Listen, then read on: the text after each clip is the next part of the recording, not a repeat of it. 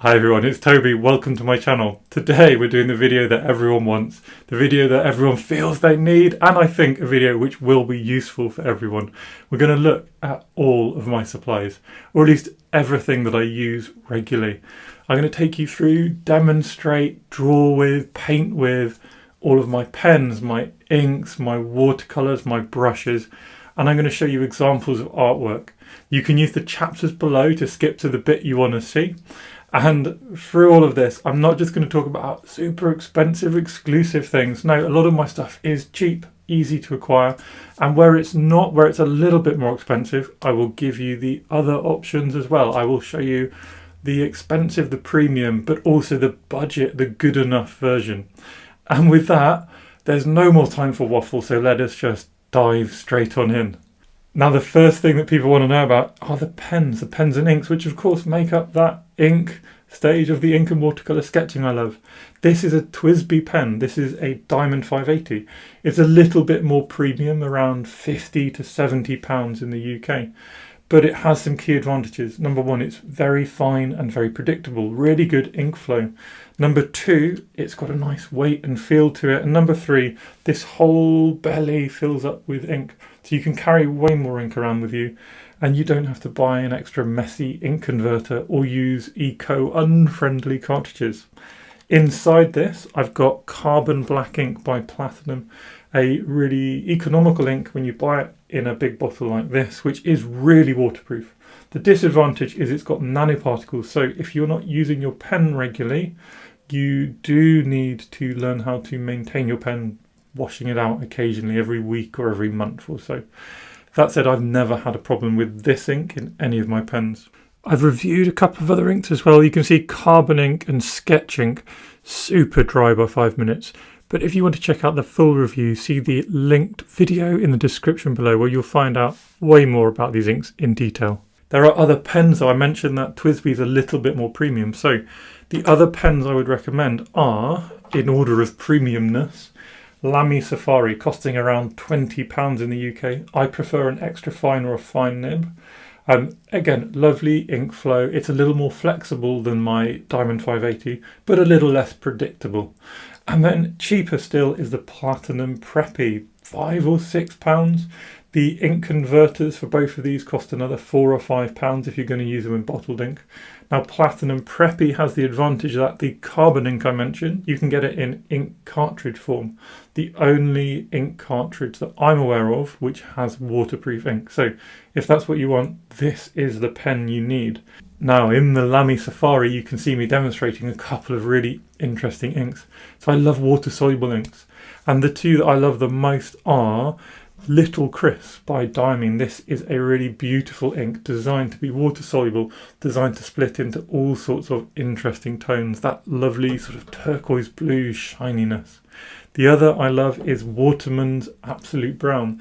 Waterman do a huge range of water soluble inks. They're designed for writing, but trust me, they are beautiful for soluble ink sketching as well. Now, I've done polls before and most people seem to prefer a fountain pen, but a big minority love these guys, fine liners. Fine liners are great. They are more predictable. They carry a good amount of ink. They're safe to take on airplanes. So if you didn't know, fountain pens can go poop on airplanes, and there goes your bag, nice and inky. These will never do that. Disadvantage, they're not very eco-friendly. It's just a piece of plastic you have to chuck away at the end. But they do have a lot of utility. It's always worth just exploring different sizes, so you can see we can demonstrate everything from a 0.3 to a 0.4, 0.7. They even have 1mm pens out there. They produce predictable lines with a little bit of variation, not as much as a fountain pen, and they are water permanent, water fast. So they are safe, almost guaranteed to be safe for your ink and watercolour sketching. My favourite brand is probably Winsor & Newton, but my recommendation is look out for sales. Do not bother getting them full price. They're all much of a muchness in my experience. They are a little bit different from one another, but once you get used to it, they're not better or worse. So get them in a sale. Now, there are loads of other things to consider as well. What about chisel tips and other brushes like a Feud brush tip? These things can produce an enormous range of marks, from really fine to really quite remarkably bold. The best few day tip I found is by Tombow. It's a really lovely pen to use. You can also, of course, get few day fountain pens. The best one I found is by Sailor. And no sort of true sketching artist would be complete without having some kind of pencil to rely on. I love using these Rotring Ticky mechanical pencils. They're 0.5mm, really predictable. They've got their own little eraser in the back. Now, watercolour and ink and watercolour wouldn't be complete without splashing on some colour. So I have my favourite palette. This is just an unbranded small metal tin. Now these tins are amazing. They have mixing areas at the top and the bottom. They close up so small. They have a thumb loop so you can carry it around. And obviously I don't often sketch standing up on YouTube, but I do sketch standing up a lot in my life as I'm out and about. And this kind of tin is amazing for that kind of thing. There are other alternatives, of course. For example, simply getting a bigger tin if you're someone who wants more colours in their life. And a really premium option is something like this, the CloverLeaf palette by Barry Herneman. And as far as I can tell, there's only really one of these type of palettes on the market, and it's Barry Herneman's. Now the advantage of this, well, if I'm doing what I call real watercolours, not ink and watercolour, but really painting with my watercolours, this is how you can mix. So not only does this have 2 mixing areas, this has 4 enormous mixing areas, and these palette areas for your paints are huge.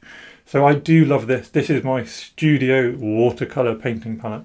Something worth getting if that's the kind of style you enjoy. Many people will also prefer having just a simple ceramic or plastic mixing palette and painting straight from the tube. That's not my style, but there are options out there, and you can see me using it in a few different sketches here and there. In terms of colours, well, I love my little 14 colour palette. People often say, oh, why don't you put colours down the middle? Well, because if I have any more colours than 14, I'm going to get confused. So I like keeping my life simple. And the 14 colours that I have at the moment, you can see outlined here. I keep my brighter colours at the top. I keep my tonal colours at the bottom. I use that top mixing area for bright, bold reds, oranges, and my lower mixing area to get greens and muddy, earthy colours. I love doing this. This is how I just automatically paint. It's not the right way to do it. It's my way to do it.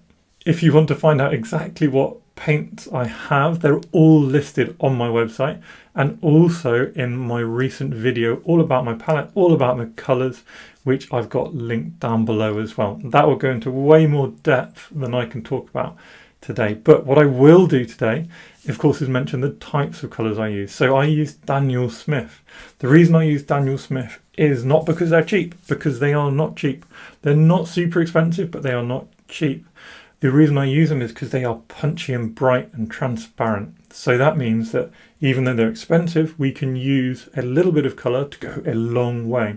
So over the course of a year, I find myself needing to buy less paint. And to get amazing effects from them, they are filled with granulating colours. They have a huge range of these kind of special pigments, Primatech pigments which have huge granules, huge potential for amazing effects. Now people often want to know what a minimal sketching palette for me might look like.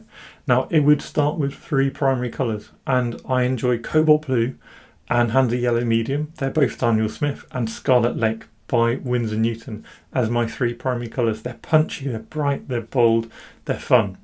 I would then add in something neutralising with that blue. So an orangey brown, a burnt umber, a burnt sienna, something like that, to enable you to build in some more grungy dark colours. And finally, I just have another interesting granulating moody colour. Payne's Grey is a classic for this. I don't often use it because I have more flexibility with a bigger palette, but Payne's Grey is an amazing alternative for a minimalist palette. I don't just suggest expensive colours like this. In fact, I don't suggest you go out and buy 14 expensive colours. I suggest you start off with a simple set, perhaps something like the Winsor Newton Cotman set, or even something cheaper like the Meeden set that you can get on Amazon. These sets will not last you forever, and you will outgrow them, but you will learn what you like, and gradually you find you love a certain yellow, you can find a better version of that yellow in a premium brand, which will last you longer and bring you more joy. instead of breaking your pocket buying 14 colours all at once, costing I don't even know how many hundreds of pounds. Now we can only paint with brushes, of course. Well, I'm sure there's other ways, but I have a couple of favourite brushes. Now you can see behind me, I got a lot of brushes, but I don't use all of those for sketching. Some of them I use for watercolour painting, and some of them, to be honest, I haven't used for ages because I just have some which really work for me. Now the two I use most often are my silver brush black velvet travel size 6 brush, and I also have a size 8 and a size 4, but the size 6 being in the middle means it's the one I carry around the most. And then for slightly larger areas of paint I use my Escoda Versatile size 10. Now the silver brush is a little bit more premium, while the Escoda Versatile is a kind of budget friendly option. That said, I've had success painting with the Etcher brushes, with the Meeden brushes, with Jackson's brushes. I absolutely love, for example, Jackson's 1-inch flat brush. That is a budget friendly option, but also very nice. And I love using Chinese style brushes, and you can acquire these very cheaply, often big sets for £5 or £10. The disadvantage with Chinese style brushes is, again, you don't really know much about them. You may end up getting something rubbish or something amazing, and you don't know how it's been made necessarily. You don't know if it's been made in good conditions for the workers or for the animals, or if there is animal hair involved at all.